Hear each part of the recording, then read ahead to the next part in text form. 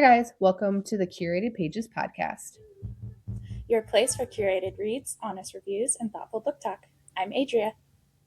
And I'm Haley. Make sure to like, subscribe, and follow along to stay updated each week. Now let's get into today's episode.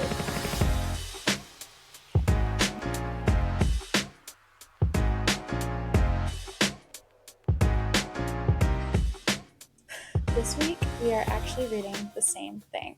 We are reading Carl's Doomsday Scenario by Matt Dinniman. This is the second book in the Dungeon Crawler Carl series. This book starts with Carl and Princess Duna moving on to the third level of the dungeon. In this book, the stakes escalate as the game becomes even more dangerous. The rules more twisted and the world itself increasingly unstable. Carl is forced to navigate new floors of the dungeon, each one more lethal and unpredictable than the last, while also dealing with competing players, shifting alliances, and the constant pressure of surviving for an audience that's always watching. Meanwhile, Princess Donut continues to evolve into a surprisingly powerful and strategic force in her own right, becoming far more than just a comedic relief. As Carl moves deeper into the system, he starts to uncover more about how the dungeon works, who's really controlling it, and what it might take to actually change or survive it. But every answer comes with a cost, and the system is designed to keep players desperate, exhausted, and constantly on the edge of collapse. The story blends high-stakes fantasy, satire, and absurd humor, while still delivering real emotional weight beneath the chaos. So Haley, what are your thoughts so far? So, again, not my normal read whatsoever, but I enjoyed the first one so much, I immediately bought the second one. So I'm about here, halfway through. And this one is definitely slower in terms of like progression through the level that they're on. Like it's taking more time to move things forward, but the action itself hasn't slowed down at all. There's still a constant sense of chaos and danger, and it keeps you engaged even when the overall plot feels like it's taking its time. One thing I'm really liking in this book is how some of the supporting characters are a lot more involved, and I'm loving that. I don't want to say like who or what because that's kind of spoiler, but I'm loving that some supporting characters are coming and having a bigger role in this book. The dynamics feel stronger and it adds more depth to what could otherwise be nonstop survival and combat. What's really standing out to me though is the growing sense that there's something bigger happening behind the scenes. Carl is starting to question things a lot more, but it feels like whatever he is suspecting is only scratching the surface. At this point, I don't know where this story is going to go, and I actually think that's working in its favor. It keeps the tension high, and it's making me want to keep reading to figure out how everything connects, but I'm really liking it. What about you? What do you think of this book so far? Yeah, that's exactly how I feel. It feels like there's more time being spent on world building and adding more details and content to the game, and less time being spent on fighting and action in this book than the first one, but still keeps that faster pace. But it's taking more time to work on characters and their relationships with each other. I'm really enjoying it so far. I honestly cannot wait to see where the story goes because, like you said, Haley, I have no clue what's next. No, I have no idea. And like I said, I don't know how far you got, but I'm only halfway and they're still on level 3 and there's still quite a few more days until that floor collapses and they have to get to the 4th level. So it's definitely, I think, like I said, slower in like the progression of how they're getting down to each level because we had 2 levels in the first book and I'm wondering if we're going to get to the 4th in this one or not. Yeah, I think I'm on chapter 17. I'd have to check. I don't. Last time I listened was on audiobook, so Okay. I think 17. But yeah, it definitely feels like time-wise it's slower, but pacing-wise it still feels very fast. So. Yeah, there's still a lot happening and going on, even though there's only been like a couple like battle scenes. I feel like the first book, it was like constantly like they're running into mobs, they're constantly like killing those mobs and doing different battles and stuff. And this one, there's only been like one big battle so far. They haven't really talked about the smaller mobs that they encounter like they did in the first book. Yeah, it seems like it's more a couple big bosses versus a lot of little fights. Mm-hmm. I Like they're agree. not talking about the XP grinding, they're just, that's kind of in the background. Okay, so for review, what did you bring for us today? So I brought a book. It's been a couple years since I've read this book, but I brought Dark Matter by Blake Crouch. So this book is about a physics professor. He lives a quiet, ordinary life with his wife, Daniela, and their son, Charlie. One night after walking home, he's abducted by another version of himself who comes from a reality where Jason made completely different life choices. So we'll call him Jason 2. In Jason's 2 world, Jason became a brilliant, world renowned physicist who unlocked the ability to access the multiverse. Jason is taken through this discovery with a mysterious box. It's a device that allows travel between the infinite alternate realities, but instead of scientific freedom, it becomes a prison of endless what ifs. The original Jason wakes up in a world that looks similar, but is wrong in subtle and devastating ways. He has different relationships, different histories. It's just a different version of his own life. Like he's not married to his wife. It's just a completely different timeline. As he's pushed from different reality to different reality, his only goal is trying to get back to his original timeline, to his wife, his son, his life. But the deeper he travels, the more he's forced to confront an uncomfortable truth. Every version of his life has required different types of sacrifices, and not all of them end up leading to happiness. Meanwhile, Jason, too, has taken his place in the original timeline, creating tension as both men start fighting for that life and that same family. So that's just kind Wow, of the breakdown of it. Yeah. that sounds intense. It is. And it's a shorter book, but I read it and I read it pretty quickly. I really enjoyed it. And what stood out most for me with this book was the multiverse concept and the way the story moved through different reality timelines. I've always been kind of drawn to books that explore that alternate version of life, those like what if I made a different choice narratives. And this one delivers that in a really intense and high stakes way.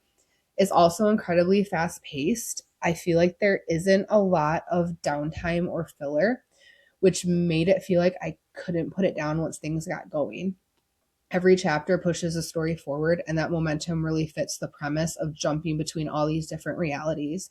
It keeps you kind of disoriented in a good way because you don't really know like where he's going to end up because he has no control over when he enters this box where he ends up. What I appreciate most is that it isn't just sci-fi for the sake of being sci-fi. There's an emotional core underneath it, like identity, regret, the idea of what makes a life yours.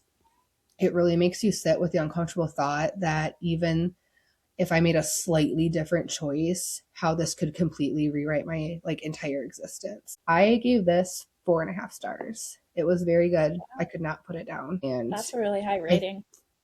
yeah, it was really good. And I haven't watched it, but it is an Apple TV show now.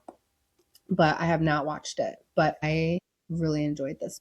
All right, so what book did you review this week?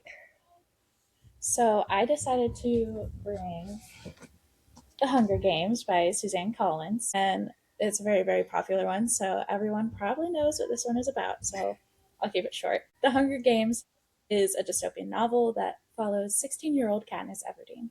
She lives in Panem, which is a super oppressive society. Each year, the capital of Panem selects one boy and one girl from each district to participate in the Hunger Games, which is a televised fight to the death. Katniss volunteers to take the place of her sister Prim in the game, and the series follows what she does from there. So, this book, I really, really enjoyed reading this. I think I read it in 2 days, not even. It was very fast, and this is such a comfort read for me. Katniss is such a compelling character to follow. It's fast paced and intense, and it's just so hard to put down once it gets going. The story does a great job of building tension while also making you care about the characters. And I love the world building and all the technology, seeing how where in the districts there's poverty, like extreme poverty, whereas in the capital, the closer you get, the more technologically advanced they are, and seeing that harsh difference was very interesting. It's also more than just action. It makes you think about power and survival and society. And even years later, it still feels like a book that holds up really well. And I feel like this is definitely going to be a modern classic, and there's some very obvious reasons for it. I gave this one a 4 stars. I really, really enjoyed it. And on my rating, a 4 is very good. It takes a lot to get a 5 star for me. So Today's discussion will look a little bit different. Adria was doing a research project for her class, and we decided to post it here. So, for today's discussion, we are talking about AI and its impact on literature quality. So, let's get into it. yeah, I'm super excited to share this. To start us off, here's some background information. So, tools like ChatGPT, Claude, and Gemini can generate stories, come up with plot ideas, write dialogue, and even create full books. A lot of people see that as exciting and innovative, but there are also some downsides that we think are worth talking about. So, today we're looking at whether AI could actually be hurting literary quality. We'll mainly be focusing on how it affects originality, emotional depth, publishing standards, and what it could mean for human creativity going forward. Before we get into AI itself, I think it's important to talk about why literature matters in the first place. Stories aren't just entertainment, they help people understand emotions, relationship, grief, love, so much more. When you read fiction, you're stepping into someone else's perspective, and that can build empathy and critical thinking. Romance books can shape how people think about love and trust, and fantasy explores power, justice, courage. So the quality of what people read really does matter. And that's why this conversation matters so much, because AI today is way different from older writing tools like spell check or Grammarly. Those tools just helped clean up something a person already wrote. Now, AI can create the writing itself. It can generate scenes, dialogue, outlines, summaries, basically whatever you ask for. And that's a big shift because it's no longer just helping writers, it's starting to replace parts of the creative process.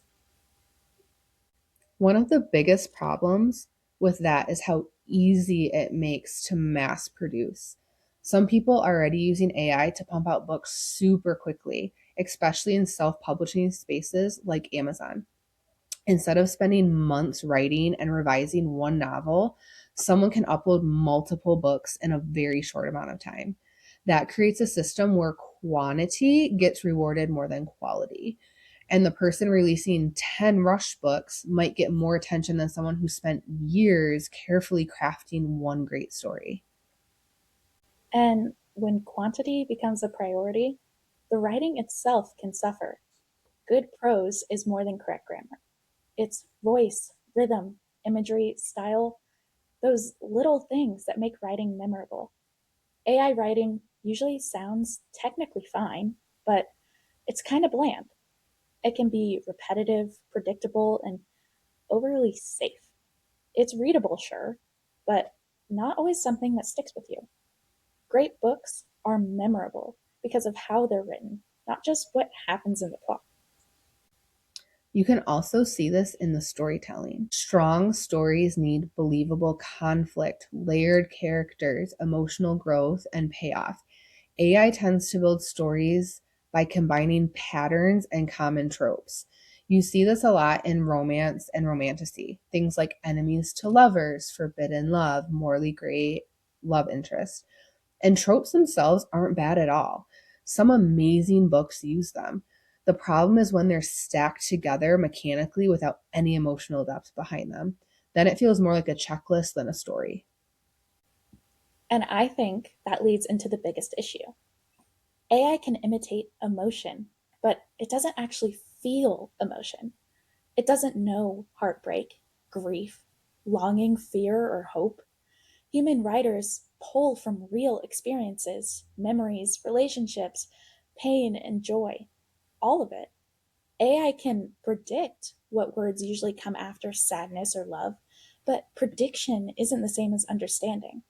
That's why some AI stories feel okay on the surface, but still kind of hollow underneath. A lot of people defend AI by saying it helps people do things they otherwise couldn't do. Like if someone struggles with grammar or storytelling, AI can help them create something. And I get that argument, but creative skills are built through practice. You improve by making mistakes, revising, struggling a little bit, and learning over time. If AI does the hard parts for you, it can skip that exact process that helps you grow as a writer. Convenience can end up replacing development. There are also ethical questions tied into all of this. If someone prompts AI to generate scenes, dialogue, or plot lines, who's really the author? And if those AI systems were trained on thousands of books written by human authors, often without permission, then how original is a final product? A lot of writers are now competing with tools that were trained on their own content, and that raises some real ethical concerns. I don't think the answer has to be banning AI completely, but I do think there needs to be some boundaries. For example, publishers could disclose whether a book was fully or even partially AI generated so readers know what they're buying. Self publishing platforms could also limit mass uploads that are clearly trying to game algorithms. That would help reward originality and craftsmanship instead of just speed. Exactly. And at the end of the day, this matters because AI changes what kind of writing gets rewarded. If readers get used to repetitive prose, shallow emotional arcs, and machine generated storytelling, standards could slowly decline. And we're seeing this already. And if human authors can't compete with endless AI output, we could lose a lot of unique voices. AI might be able to imitate writing, but imitation isn't art. Literature matters because it lets people share truth, emotion, fear, love, and hope across time. Protecting literature means protecting one of the most human forms of expression we have. I couldn't agree more. I feel like we could go down this rabbit hole forever.